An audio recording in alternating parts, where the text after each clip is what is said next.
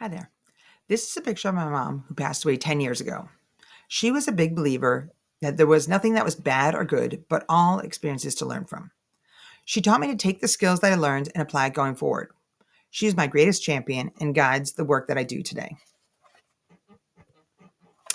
So I've had many twists and turns in my career, from management consulting to finance and equity research, then on to being a fourth grade teacher at a Catholic school in Harlem, but then back to consulting, missing teaching, so back to fourth grade teaching, then on to earning a doctorate and developing a computer adaptive test, then joining the faculty as a professor of teacher education, and now finally back in the classroom as a fifth grade teacher. There was a recent article where Daniel Pink asked, why not pay teachers $100,000? My reply is this presentation. I would say it's not enough, and it's also not asking the right question. I've come to think of the role of an elementary teacher as putting on a multi-act 6-hour play every day for 180 days. But the elementary teacher is the writer, the director, the producer, the set designer, the prop master, the acting coach, and more, all rolled into one. So let's start with set design.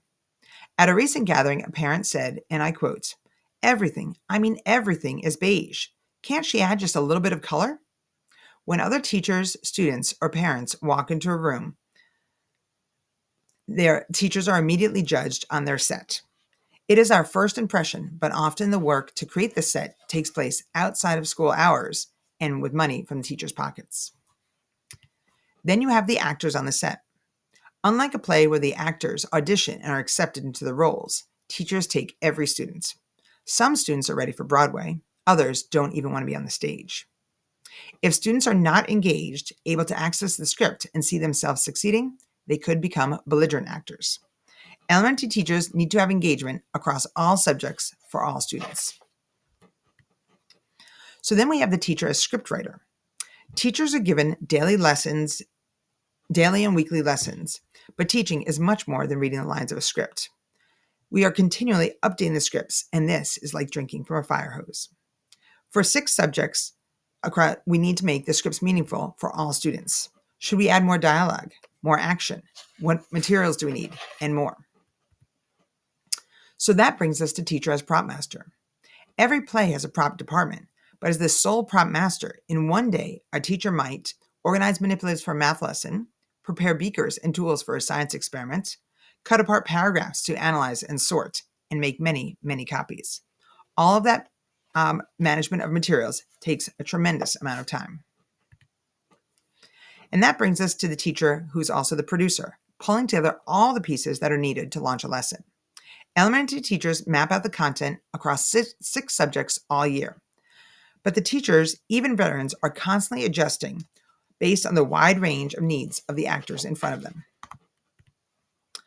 So you also have the teacher as director to making sure the play unfolds as expected. Within each 6-hour play, the elementary teacher needs to decide how to best use their time for their students.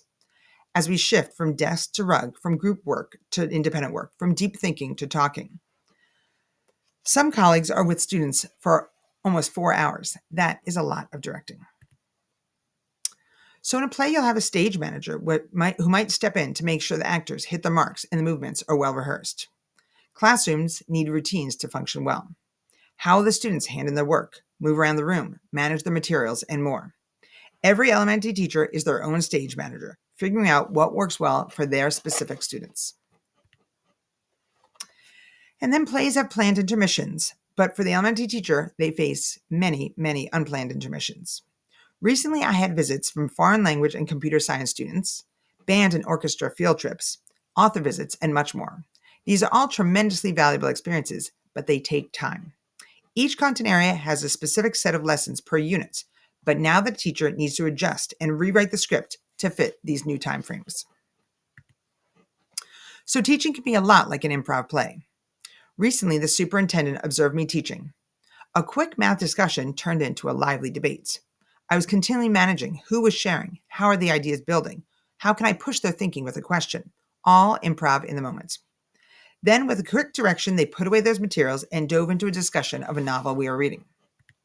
The improv process repeated, and I was continually reacting to what the actors were contributing. At the end of 40 minutes, it felt like the students and I should take a bow and call it a day. But as the superintendent exited the room, we transitioned to the next act and carried on. When the acts come together, it is magical. Just last week, the students took well-deserved bows as they shared essays on an aspect of Aztec Inca Maya culture and an artifact that they made, created a representation of something that they learned from the novel Home of the Brave, developed a slideshow about why we have the seasons, and took a test about adding, subtracting, and multiplying, dividing fractions. I'm exhausted just saying all that. It's wonderful to see their pride, but then we start the new acts in each subject and begin again. So play has a daily audience and applause. For teachers, that audience is far removed. Often, no one sees what happens in the classroom. The state and interim tests are the main way that teachers get recognized. I have a doctorate in assessment and see the value in a well-designed test, but teachers and students need more ways to get recognition and feedback. While actors have Tonys, there's limited recognition for teachers. One of my colleagues' students recently showed tremendous growth on the math state tests, but no one came to her to ask her how she did it. What did she do differently? What worked well? And now we are implementing a new curriculum, and she will need to abandon all of her past scripts. There's no time to mine the greatness that she had, as she has to now start again. In past jobs, I've seen that there can be manager days where you have back-to-back meetings, but then also maker days where you can have time for deep thinking and planning and learning. For an elementary teacher, every day, from the day the students arrive to the day they leave, is a manager day. We are constantly reacting to new initiatives, changes in schedules, and students' needs. A recent Ed Week article said that teachers make 1,500 decisions a day. When the final curtain comes down at 3:20, teachers are fried.